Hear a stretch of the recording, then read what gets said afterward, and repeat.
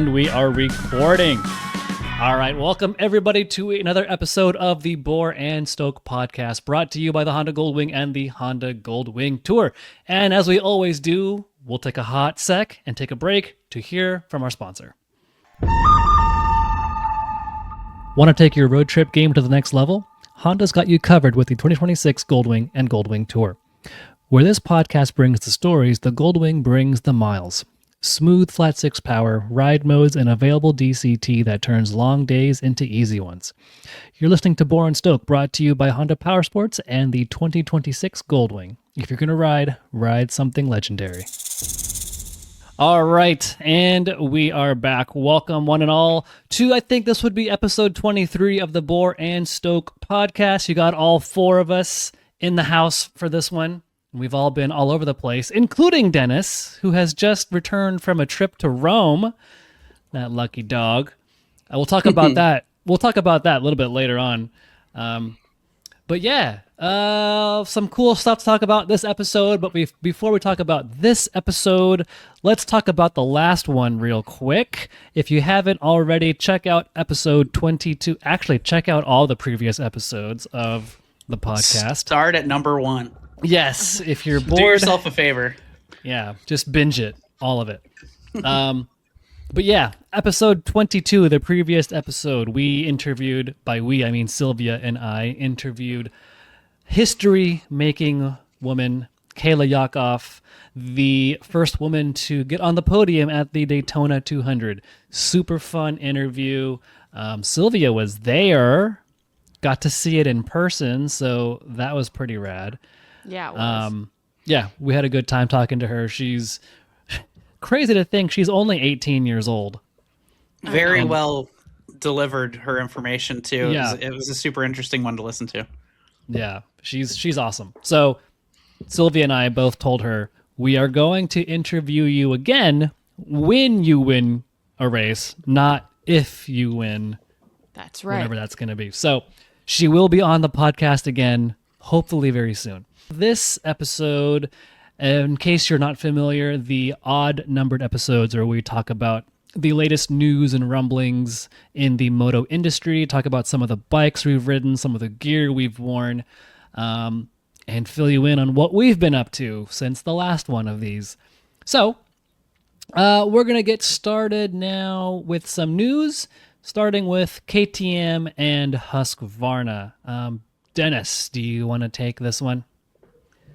Yeah, the former Pure Mobility Group brands are continuing to try to rebuild bridges with customers, and we know they have a long way to go. And judging from the comments from our readers, a really long way to go. So one of the first steps is to expand their 4-year warranty program to all of their street bikes, regardless of the displacement. So every Duke, every Pillin, every Adventure, every Duke, they all get covered by the same 4-year warranty. So there's been some discussion about this in the comments, and I had a chance to chat with KTM North America about this. There's a lot of discussion about, the wording that was in the press releases for this, which were basically global wording, so things that might not be an issue in the States, or could be an issue in the States and won't be an issue in other places. So basically, the wording in the press release stated that you had to get all your maintenance done at a KTM or Husqvarna dealer in order to have this 4-year warranty apply. And in the US, there was an FCC violation with Harley a few years back that kind of set the standard for manufacturers, basically saying that, you can't say that you have to have a franchise dealer do all of your work. You have to be able to take your bike to an independent dealer, do the maintenance yourself, and all of that. So when I talked to the guys at KTM North America, what they told me, which is still kind of leaves things in a gray area, so it's still not 100%, black and white here. They said that if you get your first service done at a dealer and do all of the rest of the maintenance yourself, just keep a log of your maintenance, which again could always be faked. So gray area here, but keep a log of your maintenance, and they'll honor the 4-year warranty without you having to do all of your maintenance with the dealership. Again, that's a lot of people have been saying a lot of things in the comments on those couple of posts that we made, about being worried about KTM honoring warranties after the camshaft debacle and all of the other stuff going on. So it leaves enough gray area that if you're worried about it, I can understand still being worried about it. But in good faith, that's what KTM North America reps told me. So whoever's watching or listening to this and you find yourself having to go through a KTM warranty claim soon on a 25 or newer model, tell us how that goes. Please. Yeah. I've been told they'll support you, but those are just words. Well, speaking of a brand with a bit of a rocky relationship with the public, this one should kind of help temper expectations in a good way. MV Agusta has partnered with DHL Supply Chain, effectively to consolidate warehousing of spare parts for MV Agustas, streamline the process to get spare parts for MVs pretty much globally. On paper, it should be a good thing. If there is a criticism, well, there's plenty of criticisms that flow MV's way, but a lot of times it's like, how can I get parts for my MV? Well, they hear you. MV hears you. They're partnering with DHL Supply Chain, putting all the parts in a warehouse, cataloging them, and on paper anyway, should be able to get you the spare parts you need pretty much anywhere in the globe within a reasonable time frame. And it's also significant because for a time recently, KTM was handling their parts distribution before they got bought, and it's just been kind of a tumultuous time in general. But yeah, hopefully a global logistics supplier like DHL will help them get the parts as long as they're available. So in other news, Broc Glover, who is a motocross, like a 6-time motocross champion, big part of the sport back then, winning championships and whatnot in the 80s, but has also helped. Basically, he was inducted into the AMA Hall of Fame Legends category, which means basically that category is set up for people that have significant impacts when they were racing potentially, but after their racing career ended, continued to support the industry and give back to the motorcycling community, which is exactly what Broc did. He most recently has been involved with the off-road program over at Dunlop for quite some time. Held the longest running. He had like 6 championships, which held until Ricky Carmichael broke that mark in 2003. But yeah, it's just, awesome ex-racer and someone who's been a part of the industry moving forward. So cool to see him inducted as a Hall of Fame legend. It's a pretty big deal. That's cool. It's a pretty big deal. And in other news, this one is a little bit unfortunate. Hall of Famer Jeff Smith passed away. Dennis, could you give us some of his background? Yeah, Smith, he started off as a racer in the UK where he was born. He won the Trials Championship in 53 and 54 for BSA. Then he switched to motocross, and he won a couple of World Motocross 500cc titles. After he stopped racing, he joined Can-Am and was helping them develop motorcycles. And in the 90s, he became the executive director of the AHRMA. And later on, he joined the AMA board of directors. He was in the Hall of Fame in 2000, and he sadly passed away just recently at the age of 91. Long, productive life, that one. I mean, yeah. That's a lot of stuff he's accomplished in 91 years. So, condolences to his family, but I think his impact will live on. So the 2026 Sonora Rally just wrapped up, and that's a 5-day rally in kind of northern Mexico and the Sonoran Desert, obviously. Bunch of rally bikes, side-by-side, stuff like that. Definitely a grueling test of man, woman, and machine. But what's cool about this is it's one of the only North American rallies that has the Road to Dakar kind of championship thing going on, where basically if you win one of these races, you get your entry cost to Dakar taken care of. So, which is a huge financial help for, privateers trying to get to Dakar and race. So super cool that they do that. A lot of pro racers out there, and just a good test of, some solid sand dunes, navigation, all of that stuff. We do have daily updates on the site, so if you're looking for those, go check all that stuff out. But yeah, overall, Sierra Naran was the winner in the moto category, with Kyle McCoy and Mike Johnson coming in second and third. And then we won't bother covering the side-by-side stuff because that's not what we do here. But we do have the information on the site if you want to check that out. Super cool event to kind of keep up with as it's going. But thanks to Sylvia for knocking out those daily updates on the site. Woo. Yay, Sylvia. Keeping with cool races, this time on city roads, city streets, the Isle of Man. Now, I'm just going to assume if you're watching or listening to this, you've probably heard of the Isle of Man TT. Super I heard of famous. that. Yeah. Super famous road race. And we've had a contributor by the name of Andrew Capone go there pretty much every year for the past, 10 years or something. As far as I know, he might just be using us for journal. I mean, he's played his card. Credentials. Yeah, use your words.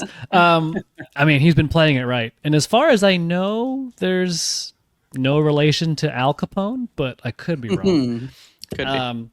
Anyway, so he wrote a really good story on the website about, the island itself is not just about the Isle of Man TT.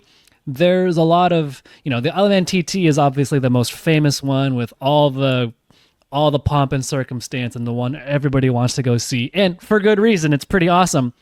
But there's other events at the Isle of Man that go down with less people. So, if you have struggled trying to find a spot to sit, watch the race and enjoy it, maybe talk to the competitors or just, get more hands-on with it.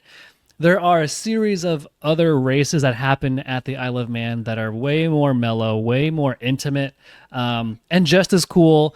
The bikes are just as cool. The competition is just as fierce. And a lot of the times you'll see a lot of the same riders that compete in the Isle of Man. So you get to see the superstars, or at least a lot of them. So, you've got the Southern 100, the Manx Grand Prix, the Billow? How do you pronounce that? Oh, that's at the Billow Circuit. There's the classic TT for bikes that are, I think they're 30 years old and older. 2-strokes, 4-strokes, sidecars, all kinds of classic stuff.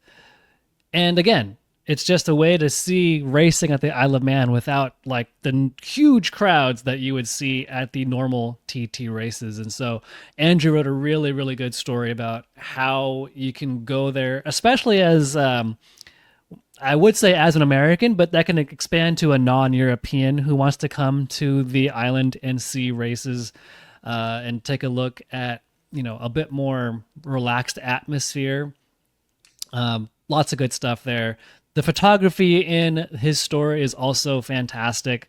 So lots of cool stuff to see, lots of cool things to pay attention to. And if you've been trying to get out to the Isle of Man but don't want to deal with huge crowds, maybe give this a read and plan a trip for yourself, because there's a lot more being offered there than just the TT races.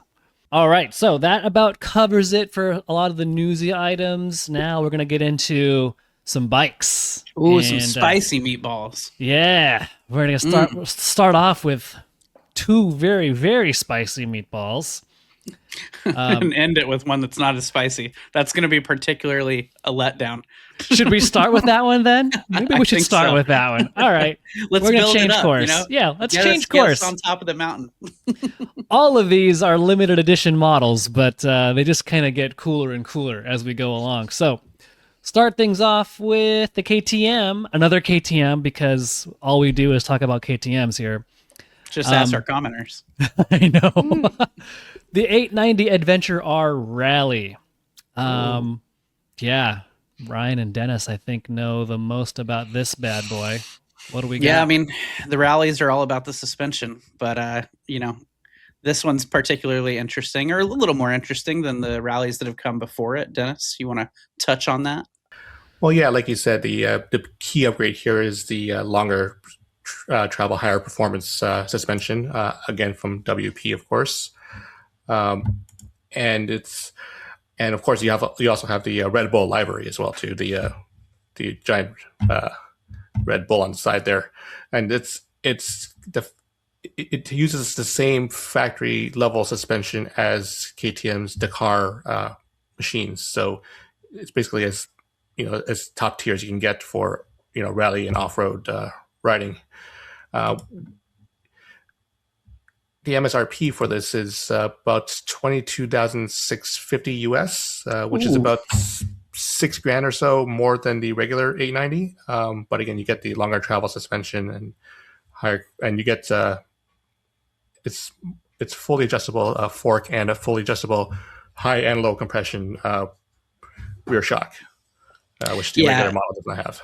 Right. So these are WP's Explore Pro components, and they've got all sorts of different shocks and forks and everything. But yeah, these are supposed to be the some of the best stuff. And if you're going to buy it separately, there's a good chance that that's probably what you kind of be paying. So, the bump in MSRP is really due to the WP Explorer suspension. You're basically getting like an extra inch of suspension travel out of those compared to the R model.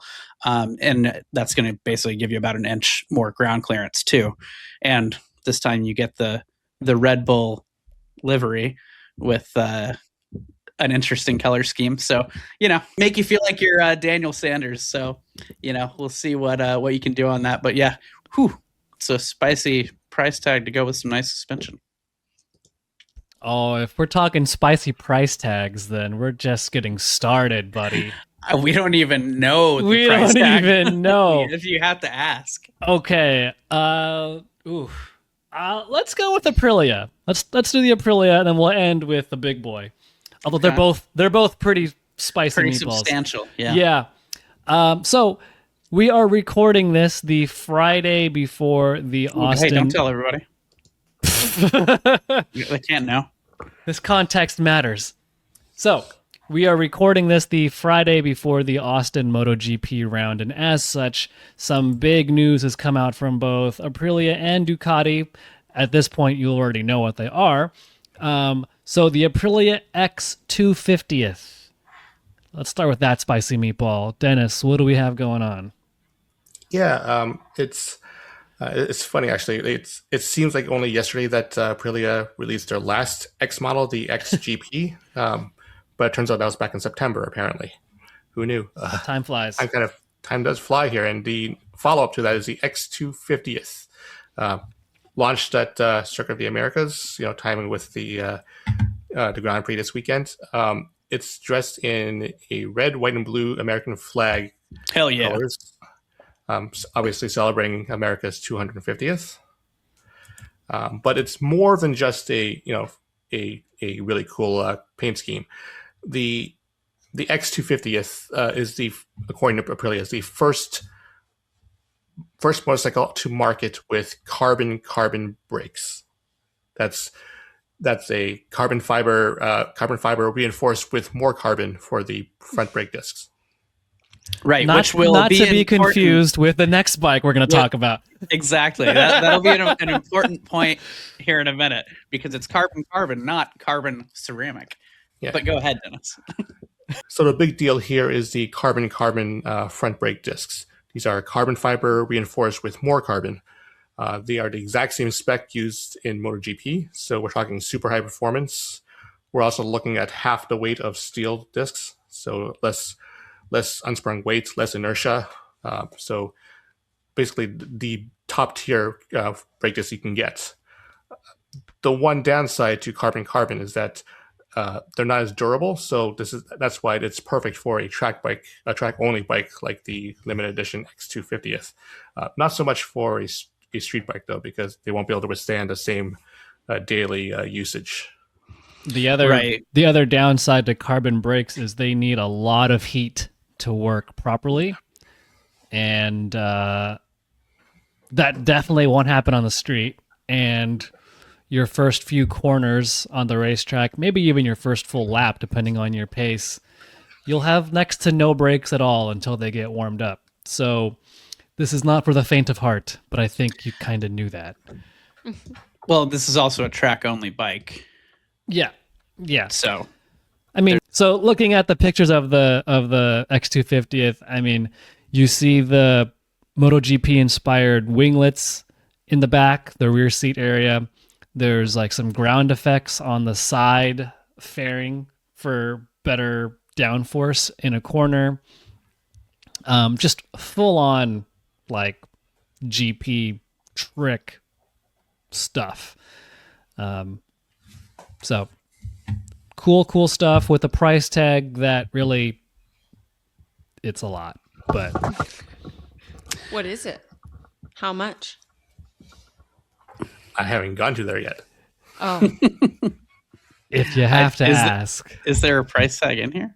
I don't know yet. So in addition to a really interesting braking system that Aprilia has put on this bike, and the aerodynamics and all the carbon fiber bodywork, the engine is also the 1099cc 65-degree V4, but this one is rated at like 240 horsepower, and that's at like 13,750 RPM. So, you know, pretty extra spicy there too. And then to complement, you know, we're already reducing the rotating inertia with those carbon discs, but it's also using magnesium wheels shod with Pirelli slicks. So yeah, overall the entire package is got to cost a lot of money. no one knows what that means. No one knows what shod is. Just because you learned today. I did. I This learned is staying in. Wow. I guarantee no one else knows what it means. No, we've been using it around here fairly often. Really? Oh wow. Yeah. Weird. We're just old when we use old words. Yeah. It's okay. I forgive Four you. score. Yeah. All So that Aprilia is cool. That Aprilia is not the only spicy meatball that we need to talk about, though. Yeah. Hit us, Dennis. What do you got? Hit it. Yeah, the evening before the Aprilia announcement, Ducati released their latest Superleggera. Yep. I don't know. You just got back from V4? Italy. And I learned nothing. The Superleggera V4 Centenario. It's a super light version of their Panigale with lightweight carbon fiber everything, apparently, and a 228 horsepower engine that can be bumped up to 247 with the right exhaust and Ducati's special performance oil. Right. But the carbon fiber components that they wanted to make sure we hit on, right, that they wanted to talk about were the carbon ceramic brake discs and the carbon fork sleeves. Yeah, the carbon ceramic brakes.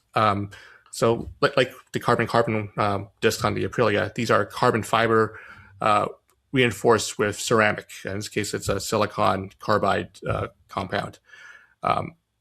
So it's more durable. So the Superleggera is a street bike, so it's road legal. So it has to be able to withstand regular road usage. So it also doesn't need to warm up quite the same way that the pure carbon discs do. And Makes sense if you're going to have a license plate on this one. And you also get carbon fork sleeves, which is also a first for a production motorcycle. Fancy, and carbon fancy. fiber swing arms, bodywork, crazy Frame. aerodynamics, Yeah. Everything. frame, everything. Carbon, everything. Kind of mix. Oh, and they said, if you're going to have all this carbon stuff, the name of the bike is Superlegera, super light. What does it weigh? It weighs, see, Ducati does this weird thing where they say the wet weights, except fuel. Yeah. So it was 386 pounds wet weight minus fuel. Or if you put the racing exhaust on it, and I think that was it, but the racing exhaust and maybe some other bits and bobs, it goes down to 368 pounds minus gas. Oh my gosh. It's super light, hence the name, and with up to 247 horses and potentially 300 and whatever 80 pounds full of gas. I think it definitely meets the spicy meatball name. Why would anyone need that much horsepower? That's insane. For a street bike? For a Why street not? legal bike, that's ridiculous. Because you can. Well, I guess. we Or- can't. I can't. Yeah. Somebody For the can. price they're asking for it, which we don't know yet, but we know it's going to be well into six figures. Oh my gosh. Yeah. And they're only going to make like 500 of them. Oh my They're gonna gosh. make they're make 500 of them in the red and white Right. anniversary color. They didn't mention in a press release, but on their website they also show a even more exclusive 100 units run of the red, white, and green Italian flag colors. I think This you one mean is- tricolore. Tricolore. This one is styled after the 1986 Ducati 750 F1. So a classic bike from the 80s. So it's got the same livery. It has the 618 racing number of Marco Lucinelli, who won the Daytona Battle of the Twins. You didn't learn anything in Italy. Marco Lucanelli. Lucinelli, and like the Formula 73, it has that really cool gold stripe on the fuel tank, representing the transparent tanks that it used to use to see the fuel level. It's a good looking bike for sure. Mm-hmm. Yeah, so jump on that if you have a lot of money. Want Also- a cool motorcycle. If you have the kind of cash to spend on one of those, hit me up. Let's be friends. Oh my gosh. We need to start a Patreon. Yeah. I would like to ride that. Pretty, please. All right. Well, we're going to go from a super expensive motorcycle to just a pretty modestly priced motorcycle. The 2026 Triumph Daytona 660 gets a couple of upgrades for the new model year. Nothing major. We're talking about the front fork now has compression and rebound and preload adjustability. The shock pretty much has nothing, so that's fun. The new Daytona 660 gets the Triumph Shift Assist, so that's the quick shifter for both up and down, and a little bit different styling for the new bike as well, just to keep it a little bit more streamlined, a little bit more, edgy looking. But yeah, that's pretty much it for the new Daytona 660. If you'll remember, the Trident 660 and Tiger Sport 660 got a bump in horsepower. All three bikes share the same engine, but the Daytona already had that engine, so it already has the 94 horsepower 3-cylinder. So that's nothing new, in case you were wondering. But yeah, it's a modest change for the new Daytona, but I think having adjustable suspension and up-down quick shifter as standard are kind of becoming just the standard for this class, as evidenced by the bike I just got done riding, which also has the same thing, but that's a topic for another time. Oh, here's a one that'll drum up some conversation.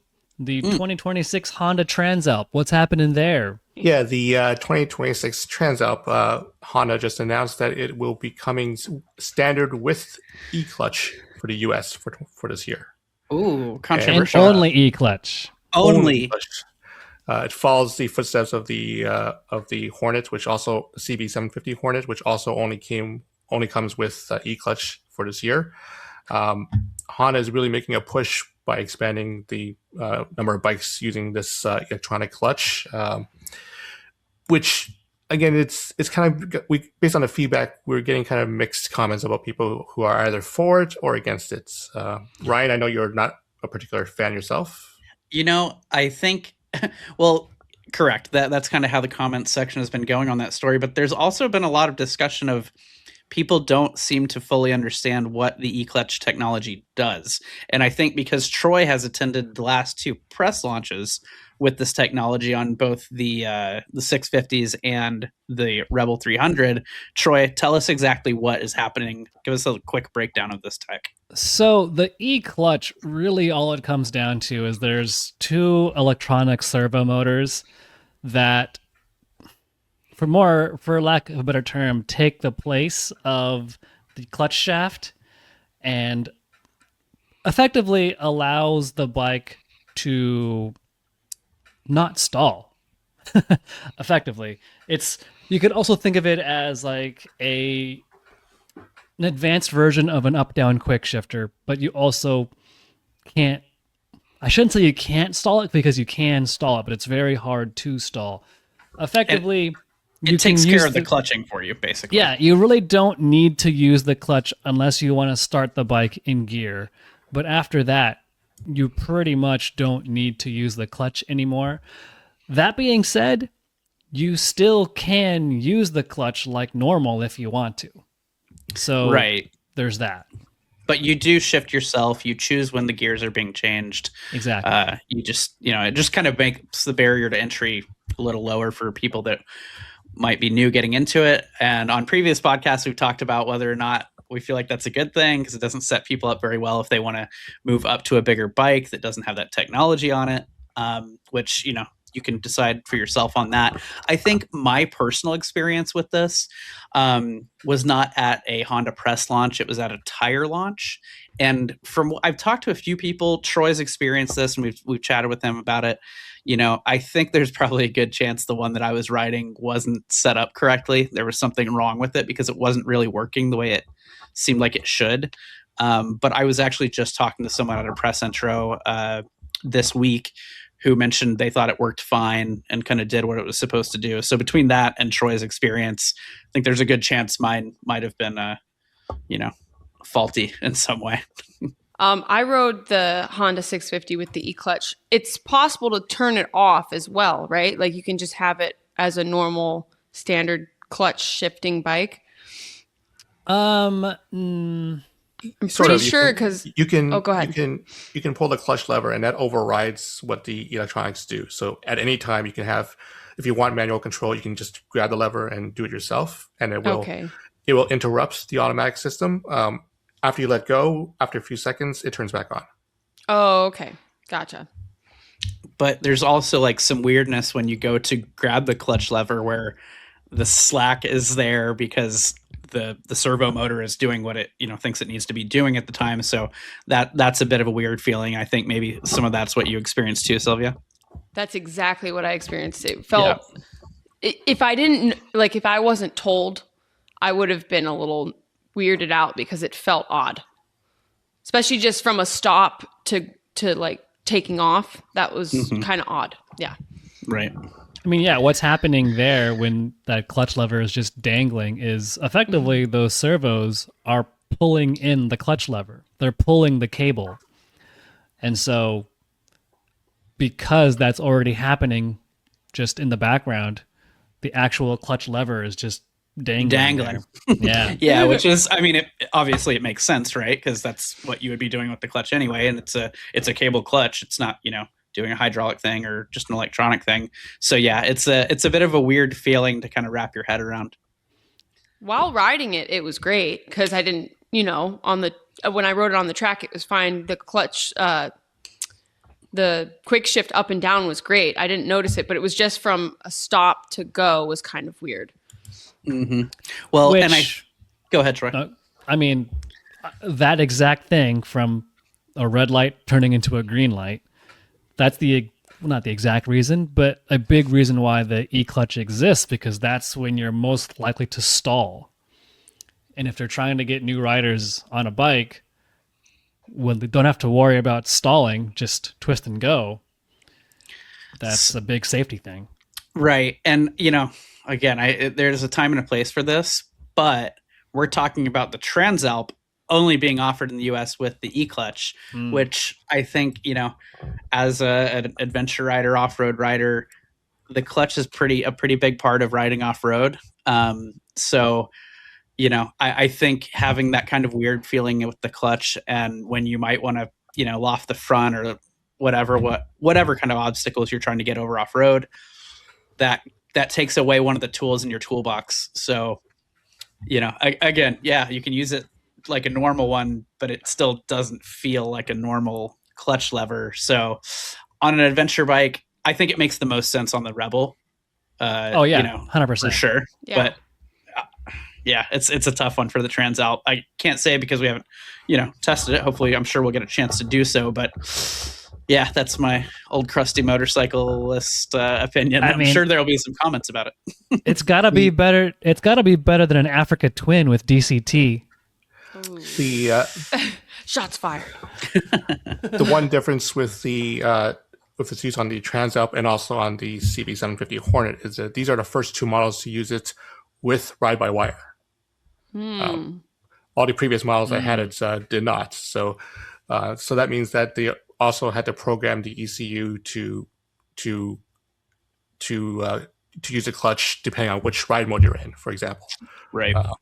So that's a difference here. So the system is not quite exactly the same as what we've tested previously. So it's worth checking out. Real quick, Dennis, you said it was on the CB750 Hornet, right? Yeah, for 2026. Oh, okay. I rode the 2025. Never mind. Yeah. The other aspect of this, and again, Honda overall has not done a great job of explaining itself on this technology. But one thing they should be telling people about, and they don't really say much about, is that they've done a pretty good job of adding this technology without increasing the price very much. As far as I know, the Rebel is the only model that saw a price increase with the clutch. All the other prices have stayed either the same, or in the case of the CB650R and CBR650, it's actually gone down since they added the clutch. So the fact they're adding this technology without a price increase is pretty interesting. Was there no price increase on the Transalp? No, exact same price as last year. Okay. And what is cool about this system is that it doesn't weigh as much as like Honda's DCT system. There's a lot more going on there. So, you're getting a few pounds added to the motorcycle versus, I think it's like 10 to 20 somewhere in there for the DCT. About 25. Yeah. So, that's a substantial weight difference, but this is just a couple servo motors and some programming. So, it is an interesting proposition. We'll see. Hopefully we'll get a chance to see how it works with the Transalp in the future. And with that said, while we're talking about crazy new technology, Sylvia, why don't you tell us a little bit about the Nolan X904 helmet with Quinn technology? Who's Quinn? Quinn Cody. Oh my gosh. So Nolan has partnered with Quinn. So Nolan is an Italian helmet company, and they've partnered with Quinn helmet technology that adds crash detection, a bunch of different data when you go ride, like hard braking, hard acceleration, all that good stuff. Well, yeah. So it's cool that Nolan and Quinn have teamed up, because previously Quinn had been making their own helmets, which we've seen with plenty of manufacturers who are not helmet manufacturers try to develop a helmet with their technology, whether it be Senna, Cardo, whatever.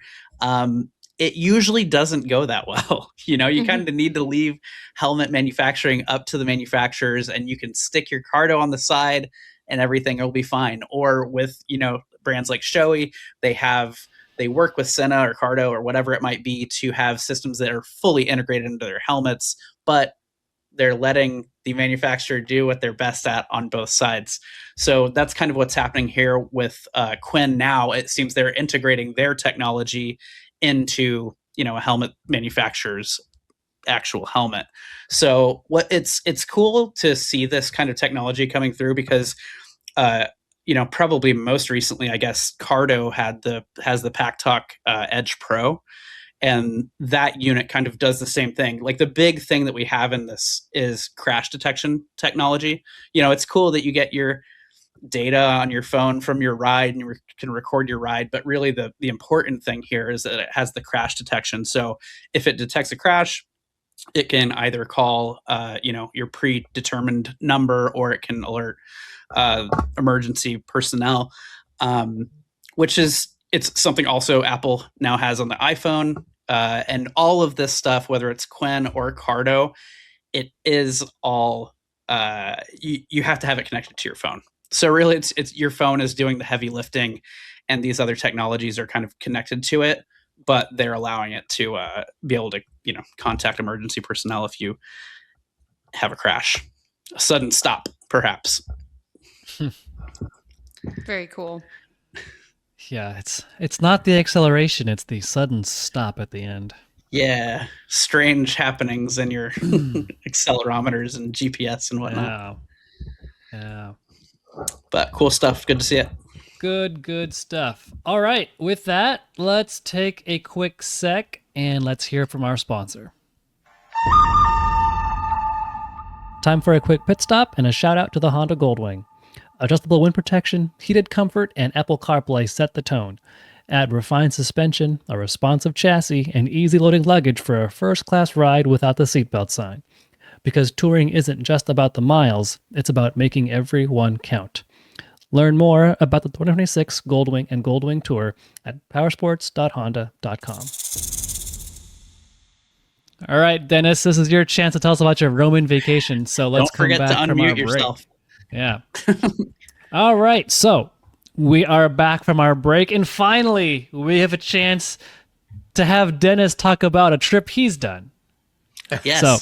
Dennis is back from his break too. So tell us about it.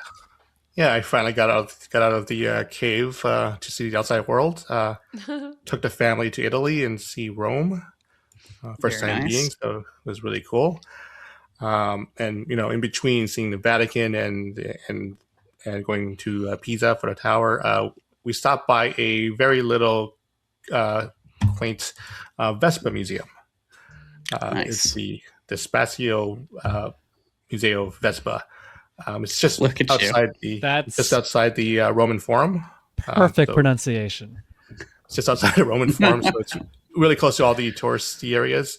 It's actually located in the basement of a scooter shop where you can actually rent scooters for tours of the city, which is pretty cool. The museum itself, it's nice, but it's not very large. So if you're expecting a really large experience, you're probably better off going to Piaggio's main museum, which will have a lot more cool stuff. Very cool. I can attest to it. Yeah, this museum is a single room in a basement, so there's only about a dozen bikes there. So it's not tremendously huge, but it's free, which is always good. And of course, because it's Rome, the big display is the tribute to the film Roman Holiday. So there's mannequins set up like Gregory Peck and Audrey Hepburn, and there's lots of really cool scooters there, like from the 50s and onwards. The most interesting display was actually a chassis from a 46 Vespa, the first year that they were made. It was cool seeing like the history and seeing how much and how little also Vespa changed over the years. Like you still have the same iconic form factor, decades later. So it's iconic. It's the same wasp shaped body, but it's interesting seeing how much longevity Vespa has as a brand and as an Italian icon. Yeah, no, that's super cool, and I think it's cool that you got to go to that because it's it's just an example of all the little hidden gems that you can find, and I mean, honestly, places all over Europe. It's just different from, from our young countries. 250 years old, this old one. That's right. Thanks, Aprilia, for noticing. That's really cool. I'm glad you got to go out there. I mean, it reminds me of just seeing some random shop in Spain, and in the back room, this guy has just a bunch of classic Bultacos, Ducatis, Montesas, just like his newest bike in his whole little man cave was a Ducati 916. I was like, this is a museum in the back room of this guy's little shop in like some corner of this little village. I'm like, this is insane. You Very got cool. to experience that too now, Dennis. Good for you. Alrighty. Well, that wraps up. Let's see. That wraps up the Roman holiday for Mr. Dennis. All right. Now we're going to switch gears here and talk about the stuff we've tried, the stuff we've used. And we're going to start with the Bridgestone Battlax V03s. Talking about spicy meatballs. Japanese meatballs, I guess. So the V03 has a new construction, new compound for more grip, a new profile shape compared to the V02 that was in the lineup.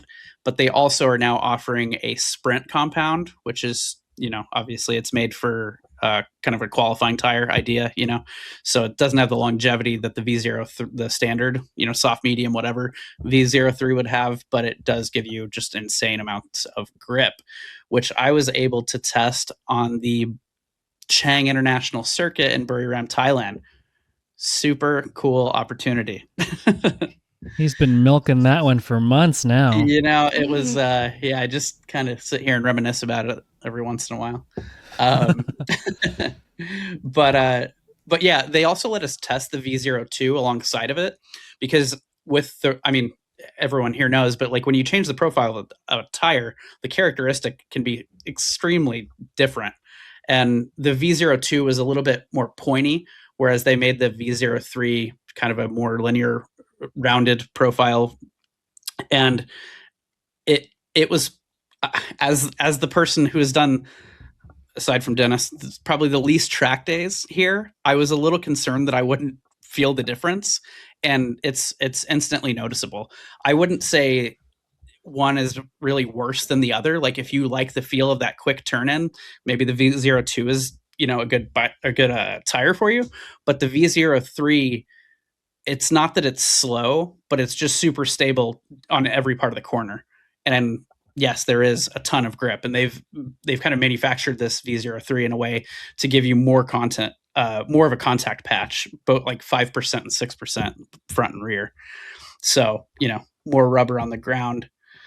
But I pushed myself to the limits, kept, getting harder on the brakes, on the gas quicker throughout the entire day. And then getting a chance to hop on the sprint compound was just another level of grip that I didn't realize was possible. I think some of the faster guys out there were talking about how it felt like the sprint compound is also only in the rear, I should say, but they kind of felt like it was almost pushing the front because there was so much grip out of the rear.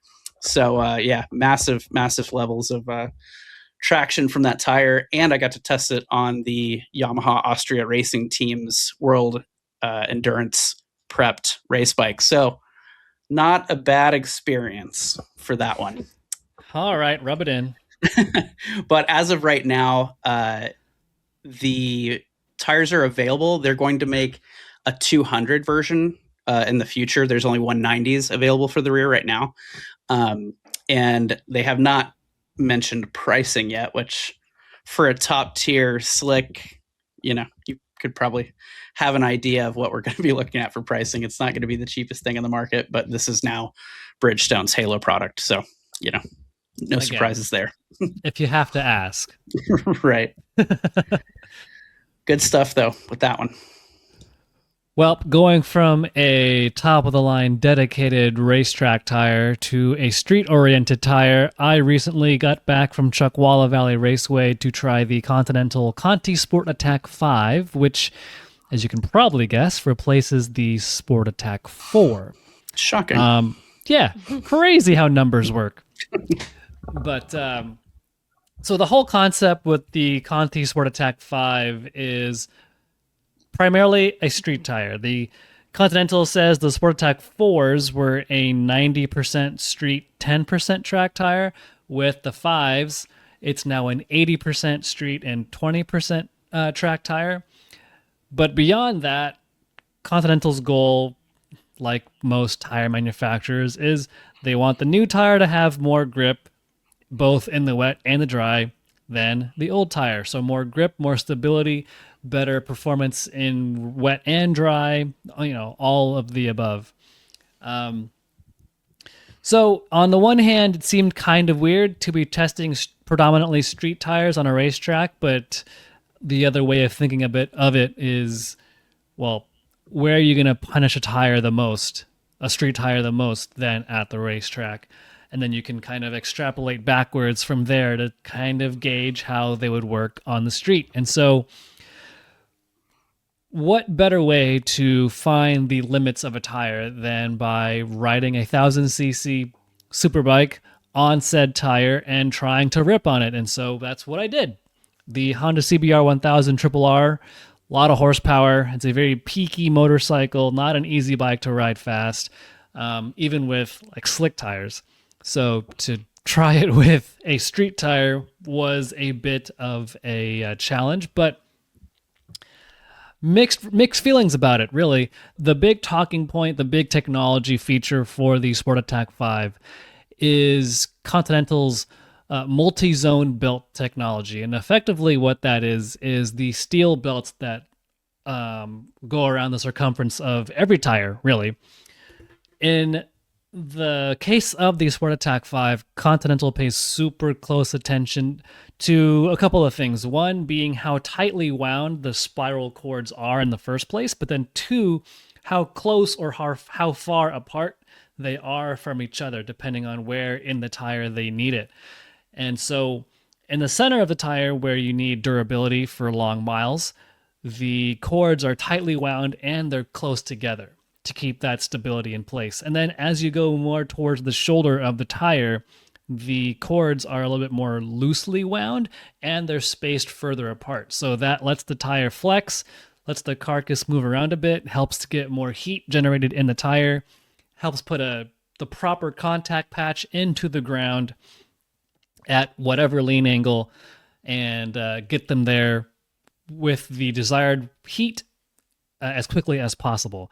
So Continental puts a lot of weight into the multi-zone belt technology, as well as what they call their black chili compound, which is their special proprietary blend of resins and compounds to make the overall tread and compound of the tire what they want. So unlike other tires that use multiple compounds that are then seamed together at the sides, this is one consistent piece of rubber from end to end. Just the way they cure it, the way they make it, the sides have more grip, the center has more durability. It's a lot of cool technology that Continental has put into these tires. So for a street-biased tire, I found that they do get up to temperature super fast. The front tire, I could bury it pretty dang hard for a street tire and feel confident. The profile of it was very linear and smooth from side to side. Really, no complaints. The back tire, though, was where I got a little bit of a funny feeling with it. On the 1000 RRR, there was some movement in the back of the tire. It was protesting a little bit, the faster you go. And now, keeping in mind that this is a fast track weapon on a street bike, taking all that into consideration, the tire was able to withstand a lot before it finally was showing signs of protesting. Right. I mean, you put it to the hardest test first, which is obviously what we're here to do. So, Right. but then you were able to find some of the weaknesses when it's getting pushed to a significant level that it necessarily wasn't designed to handle. But exactly, here we are. So considering that, like if you have a high horsepower bike and say you never go to the racetrack, say you're always on the street or in the canyons, the SportAttack 5, I wouldn't call it the best tire in the class because I haven't tried all the tires in the class, but it's in the conversation. If street miles and street riding, even aggressive street riding, is what you do, but say, okay, fine, we'll give you 20% track, but especially if you're like 0% track, this should be in the conversation. Now, if you are that occasional track rider and aggressive street rider, but you're on a lower horsepower bike, this is definitely within the realm of conversation. I tried these same tires on a Honda CBR 650, did 2 30-minute sessions nonstop, just ride. They never protested once. I could get on the gas as hard as I wanted. Nothing. Like it would just grip and go, and no protesting, no wiggles, no sliding, no protesting, no nothing.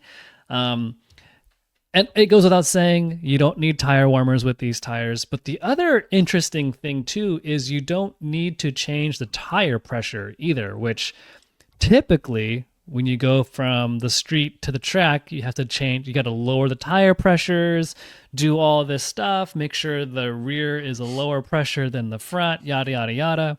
Which is the opposite of street bike pressures. Usually Exactly. The front is lower than the rear. So if you're not really up to date with kind of, what you're generally going to be doing at the track, that is the case. I'm also curious, like, I get that they said that you don't have to do that, but wouldn't it also still help if you did? The way they phrased it was, you can set it like their recommended pressures is 32 front, 39 rear, go. Doesn't matter where you are, just go. Followed by, yeah, sure, if you want to play with pressures, go ahead. Go for it. If it's going to help ease your mind, have a blast, go change pressures around. But that's kind of the point of this multi-zone belt technology, is that stability, or not stability, but the ability to keep the pressures the same and just go. The construction of the tire is such that it allows you to do that. I think, now just speaking for myself here, it seems like Continental takes pride in developing tires differently than pretty much every other manufacturer, and they kind of buck the trends that other tire brands use, and they're like, well, we can make a tire that you just put the one air pressure in and go. Here's how we did it. To the track, do your track day. Don't even bother bringing a tire gauge. Don't even bother. Good to go. Just send it. Just and full there's send. Something to be said about just being that easy to use. So yeah, for sure. If you're on a little bike and you see yourself, by little bike I mean probably less than 100 horsepower, and you see yourself maybe hitting up the occasional track day, but you're a canyon carver or even a commuter, like this is definitely in the conversation of tires you should try. There we go. But you spent more time on the track than just this. You've been a little track junkie lately. It's been a busy little, I don't know, few weeks. bee. Yeah. So why don't you tell us about your previous track experience? Yeah, so the other track experience I had was with the new Alpinestars Supertech R7 helmet. What? Pretty different from a tire, I'll give you that. They're both round somewhat. Kinda, sort of. Yeah, so if you don't know, Alpinestars is in the helmet game now. On the street side, on the off-road side, they've been in the helmet game for a few years now, but on the road side, they are kind of sort of emerging. A couple of years back, they came out with the Supertech R10, their flagship racing helmet, which is great, an awesome helmet. But it's also 4 digits. It's also over $1,000. So They have now come out with the Supertech R7, a more street-oriented helmet that's about, upper $600, close to $700. Still pricey, but not $1,100 pricey. Now, a lot of the tech from the SR10, especially in the aerodynamics department, a lot of that is transferred over into the SR7. The 7 does not have as huge of a spoiler in the back as the 10 does, but you still have the winglets. You still have a lot of the similar ventilation channels that the 10 has. The eye port and the face shield mechanism are all the same between the 7 and the 10, so lots of similarities there. It's meant for an intermediate oval head, which just happens to be the shape of my head, so that's nice. So much tech to talk about. Go read my review to get like the full rundown of it, because we could spend this entire podcast talking about it. The takeaway from it, though, is for me, and I think Sylvia can agree, it fit my head great. And the stability of it is fantastic. I could ride around at triple-digit speeds and my head barely feels like there's any air hitting it. I could turn my head right, I could turn my head left at those speeds, and it's not like the thing is trying to rip my neck off. I'm super impressed by the stability of it. I think you would agree, right, Sylvia? Heck yeah. I've had so much time in that helmet because I've been part of their rider talent for, all their photo shoots and stuff. And I really like the helmet. I think it fits me really well. I think it's also super comfortable. It's got a good field of vision, and overall just a really good helmet, especially because I like that Alpinestars is giving options instead of just having the very expensive R10 helmet. Now they're coming back with something that is a little more affordable, and it comes with a bunch of technology too, right? The Bluetooth and whatnot, so that's pretty nice. Yeah, there's with what they call the A-Connect system. It's the liner and the shell of the helmet has already been integrated with the channels to put in a communicator. You can get the Alpinestars proprietary, not proprietary, but the Alpinestars branded communicator that just slips right in to the SR7. It's effectively a Sena 60S, but they have their own proprietary software in some spots. But it all is in there. It's super easy to connect. 2 buttons and you're connected to your phone or to whatever. But yeah, just how stable it is so impressive. And then the ventilation of it too is super, super good. I mean, like, barely rolling around at parking lot speeds, I could feel the air just like rushing into the helmet. I'm like, dang, that's cool. So it's a really, really good helmet. I really, if you want to know more about it, I really think you should check out the written story on Mo or the video about it too. And then if you are at like your local bike shop or something and you see posters of the SR7 at your bike shop and there's a female figure, some chick wearing an SR7, pretty good chance that's Sylvia. Woo! As far as just the basic stuff about it too, though. Sizes extra small through 2XL, ECE and DOT rated, and the price starts at like $680. Mm-hmm. So it's cool. It is cool to see that, just like Sylvia was saying, it's nice that we're getting a helmet at a little bit lower price point that still brings in a lot of the features that were great with the R10. So it's the same thing that they did with the off-road helmets, because now they offer everything from an SM10 to an SM3, and it's just going to be varying constructions. The top of the line helmet's going to be made out of carbon, and you kind of get slightly heavier helmets or whatever on the way down, a little bit less features, whatever.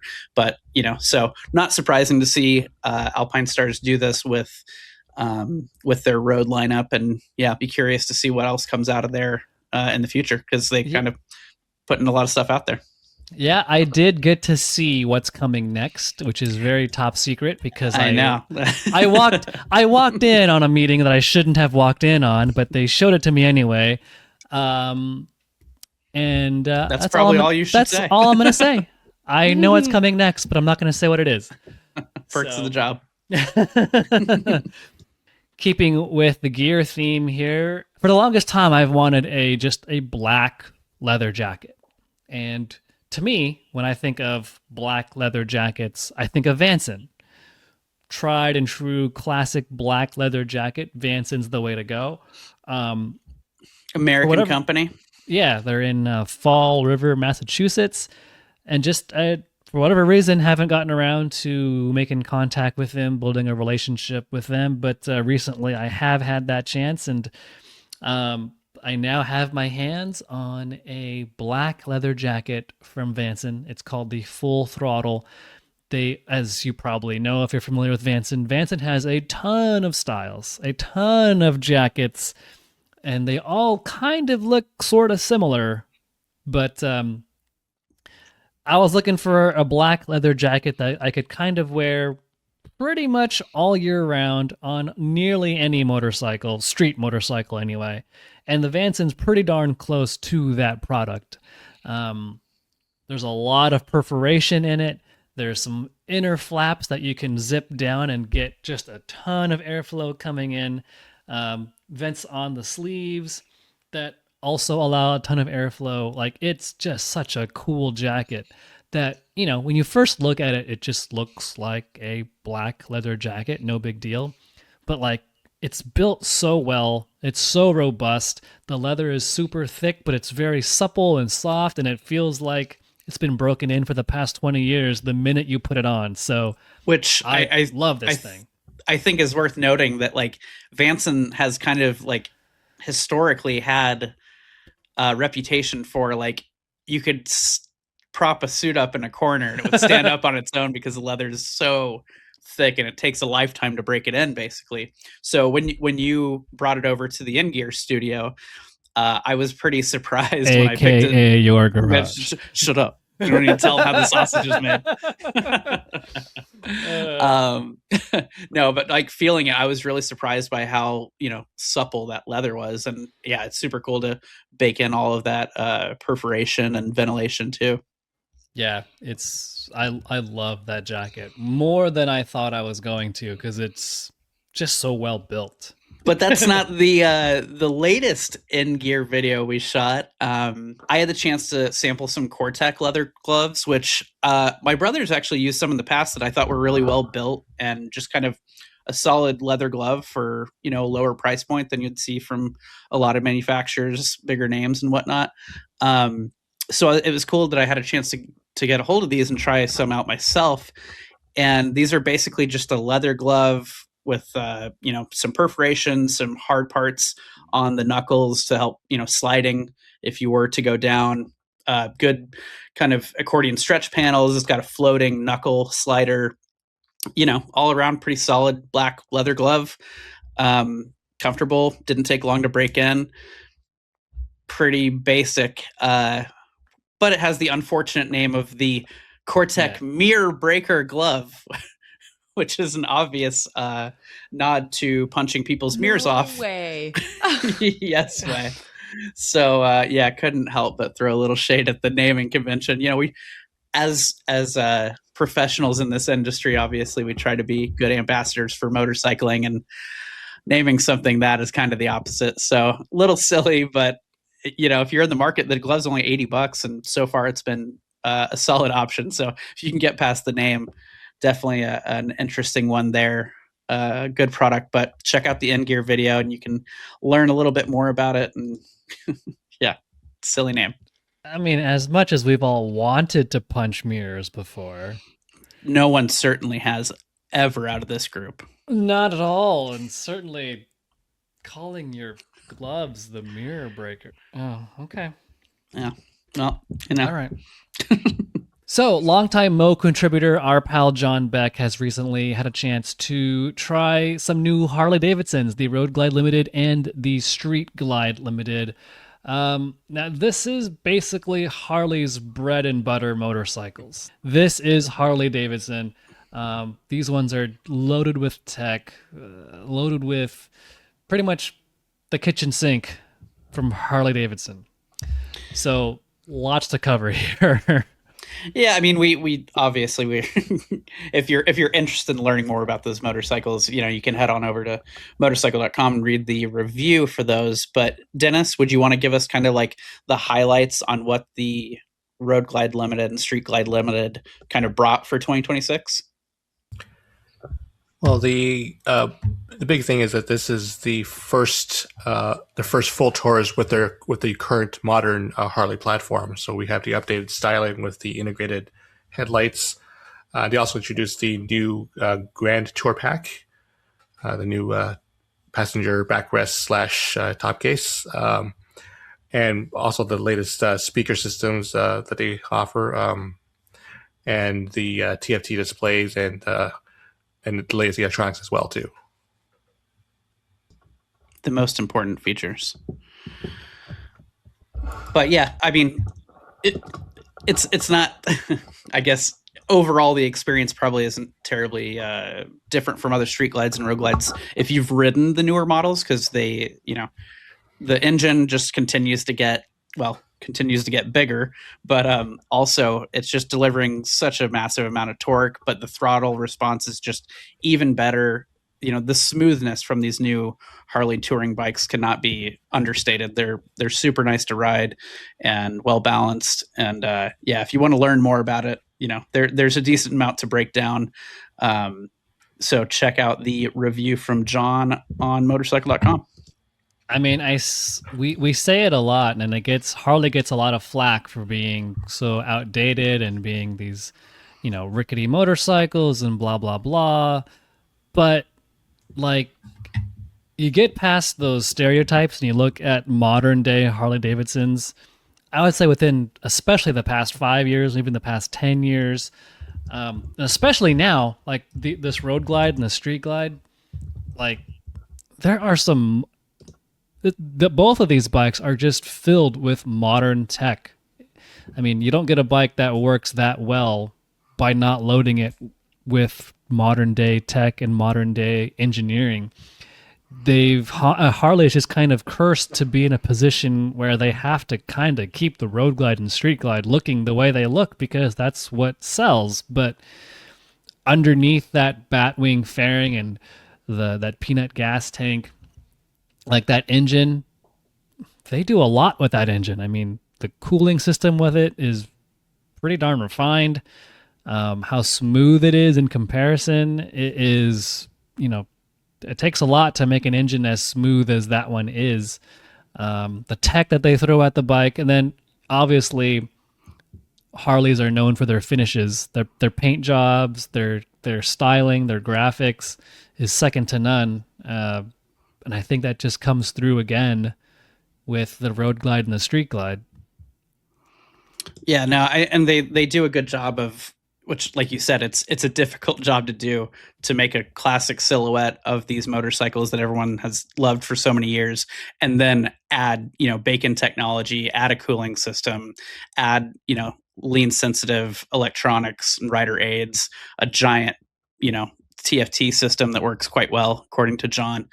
And I mean, they cost $33,000, but that's the price of admission on these. So I'll let your wallet decide on that one. But definitely cool bikes. Yeah. Speaking of cool bikes, and two bikes, really, also two other bikes that don't cost nearly as much as $33,000. Recently, I got to try the Triumph Trident 660 and the Tiger Sport 660, the Roadster and the more kind of sport touring-y-ish offerings with the 660 engine from Triumph. Got to go to Spain, try it out in Alicante and some awesome roads over there. Now, the highlight for both of the bikes is the engine. It's an updated 660 triple that now makes 14 more horsepower than before, 94 horses. And I think it was 50 pound-feet of torque, something like that. Far and away, the best part about both of these bikes is that engine. It's so lively. It's so much fun. It wants to just scream its head off with that 3-cylinder sound. It sounds so good. You got to read the stories on Mo for both the Trident 660 and the Tiger Sport 660. I'll do a full breakdown of where that power came from, how it's all, what the big changes are. Just the broad overview here is triple throttle bodies instead of one, different camshafts, and some little tweaks here and there to make it all work together. But that engine is the star of the show. Unfortunately, it gets kind of let down by the chassis, especially on the Tiger Sport. The suspension is really, really soft. Kind of makes it a little difficult to handle. The braking system is pretty old school. You have an axial master cylinder. You've got pin slide calipers in the front. You do get stainless steel brake lines, so I guess that's cool. But I just found the ABS would be kicking in often and early, and it was a bit distracting on both models. But far and away, just that engine rips, and it's so much fun. But yeah, I could see the Tiger Sport kind of being a competitor to, say, like a Kawasaki Versys. You have a similar upright position, very similar styling, similar power. Actually, no, the Tiger Sport makes more, but similar sized engines, the option to put luggage. So it could serve a very similar purpose as, say, something like the Versys could do as well. This coming from a former Versys owner, hence why that bike came to mind. But yeah, I'm torn on the two bikes because that engine is so much fun, but the supporting cast doesn't quite meet that match. I mean, do you think, though, for the rider that it is intended for, do you think it's still reasonable? The Trident, yes, because I will preface this with, we were riding like complete a-holes that entire Shocking. Were hauling ass. We were going at like, this was not a beginner friendly ride by any stretch of the imagination. Say no more. Don't incriminate us.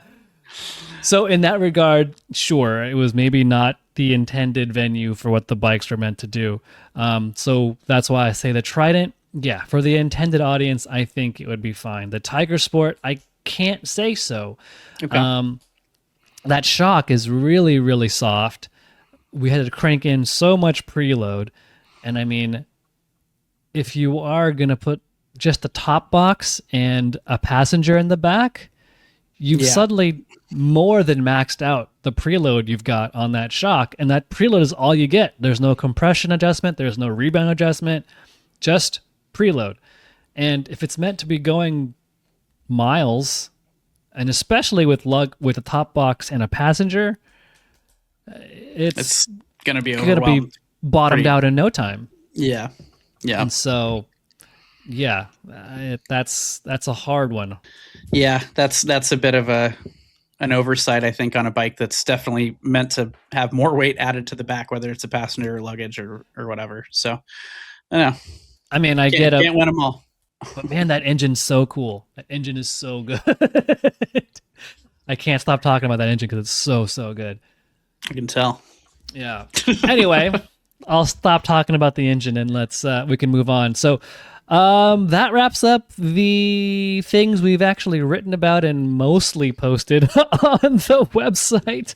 I have the 3-wheeled monster Can-Am Canyon. Yeah, you do. Yeah, tell us about that. Just a quick, what are your feelings on it? Is this the first time you've ridden a Can-Am, like anything from the Spider family? I have never ridden a 3-wheeled vehicle until I got on this thing. Let me just say this. Ryan had to go over how to start the thing, how to turn it, and how to not die on it. So basically, he went over all the things I had to do to be safe to make it home. That's all I'm going to say right now. Stay tuned for a little feature piece about International Female Ride Day. But yeah, Sylvia's going to be enjoying that on 3 wheels. Woo. And taking some time to test out that big old monster Can-Am Canyon. But what did you just come back from? What were you just came back from where? Oh yeah, I just came back from Spain. This is my second Spain trip. It was super different than the last one. And We got to ride the Triumph Tracker and Thruxton 400, which were awesome. And I'll be writing and reviewing that pretty soon. Yeah. Nice. Glad to hear that one went a little bit smoother than the last Spain trip for you. Yes. The weather was so much better this time. Sunny and beautiful. Perfect weather. Could not have gotten better conditions. So that was nice. Very cool. Awesome. Troy, what have you been up to? I just got done riding the 2026 Yamaha YZF R7. Jealous. Yeah. You may or may not have known that the R7 is Yamaha's best-selling motorcycle in the U.S. Interesting. Better than all their dirt bikes. I believe it. Better than the P-Dub 50. All my stunt rider friends have one. I personally had one out of 2022, and I loved that thing. So it's a good bike. So it's a pretty big deal that they upgraded this bike for 2026. And so, yeah, I'll be writing up that story soon. I got a video for it too.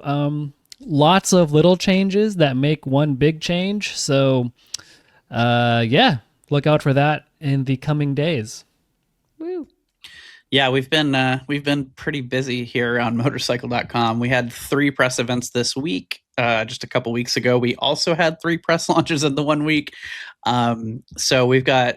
I personally had a chance to ride the KTM 1390 Super Adventure R out here in the California desert, which, as you can imagine, it's basically that transplanting the engine update that the Super Duke got into an adventure chassis. We've got a review of the S model, the S Evo, on the site already for the more road-oriented bike, but we'll be getting a review up of the Super Adventure R here soon.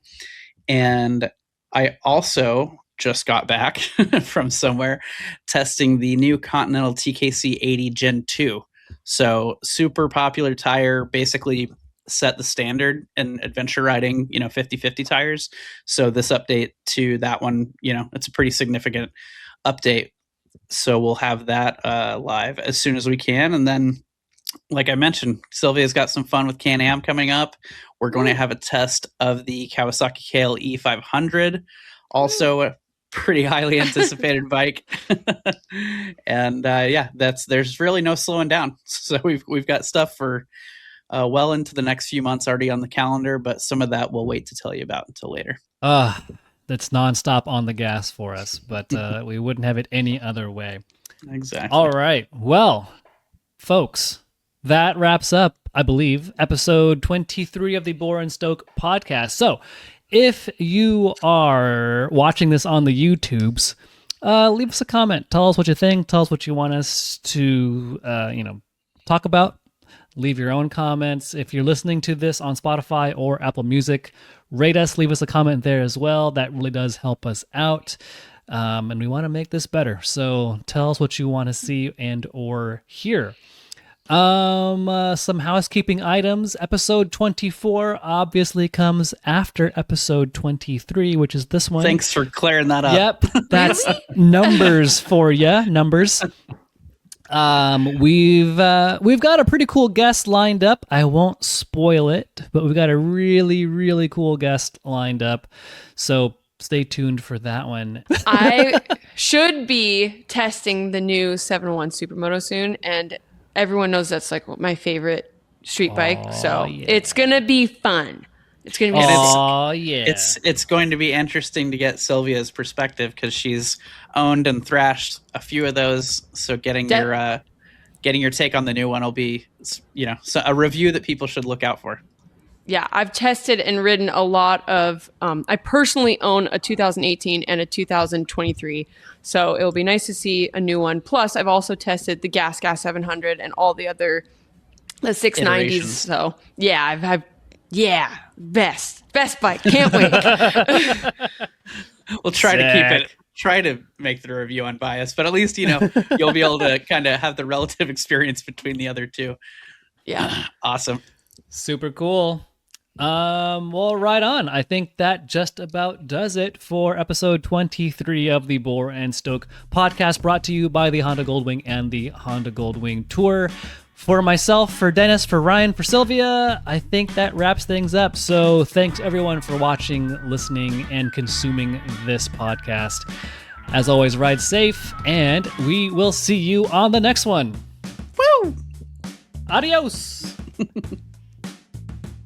And that's a wrap for this episode of Bore Stoke, brought to you by Honda Power Sports and the iconic Goldwing. From its smooth flat six to advanced rider aids and modern tech, it's the gold standard in touring for a reason.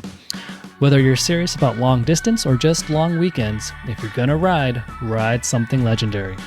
Discover the 2026 Goldwing and Goldwing Tour at powersports.honda.com.